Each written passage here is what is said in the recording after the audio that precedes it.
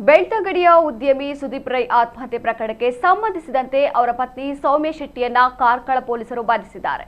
ಮೂಲತಃ ಪುತ್ತೂರು ನೆಲ್ಯಾಡಿ ನಿವಾಸಿ ಸುದೀಪ್ ರೈ ಮತ್ತು ಕಾರ್ಕಳ ಕಜೆ ನಿವಾಸಿ ಪುತ್ತೂರು ಸಬ್ ರಿಜಿಸ್ಟರ್ ಕಚೇರಿ ಉದ್ಯೋಗಿ ಸೌಮ್ಯ ಶೆಟ್ಟಿ ಫೆಬ್ರವರಿ 17ರಂದು ರಿಜಿಸ್ಟರ್ ಮ್ಯಾರೇಜ್ ಆಗಿದ್ದರು. ಆದರೆ ಮದುವೆಯಾದ ಕೇವಲ 1 ತಿಂಗಳಲ್ಲೇ ಮಾರ್ಚ್ 17ರಂದು ಸುದೀಪ್ ರೈ ವಿಷ ಸೇವಿಸಿ ಆತ್ಮಹತ್ಯೆಗೆ ಯತ್ನಿಸಿದ್ದರು. ಆಸ್ಪತ್ರೆಯಲ್ಲಿ ಚಿಕಿತ್ಸೆ ಪಡೆಯುತ್ತಿದ್ದ ಸುದೀಪ್ ರೈ ಮಾರ್ಚ್ 30ರಂದು ಮೃತಪಟ್ಟಿದ್ದರು. ಮಗನ ಸಾವಿನ ಬಗ್ಗೆ ಸಂಶಯ ವ್ಯಕ್ತಪಡಿಸಿ ಸುದೀಪ್ ಅವರ ತಂದೆ ದಾಮೋದರ ರೈ ಕಾರ್ಕಳ ನಗರ ಪೊಲೀಸ್ ಠಾಣೆಯಲ್ಲಿ ದೂರು ದಾಖಲಿಸಿದರು. ಅದರಂತೆ ಪ್ರಕರಣ ದಾಖಲಿಸಿಕೊಂಡ ಪೊಲೀಸರು ತನಿಖೆ ನಡೆಸಿ ಆರೋಪಿ ಪತ್ನಿ ಸೌಮ್ಯ ಶೆಟ್ಟಿಯನ್ನ ಬಂಧಿಸಿದ್ದಾರೆ.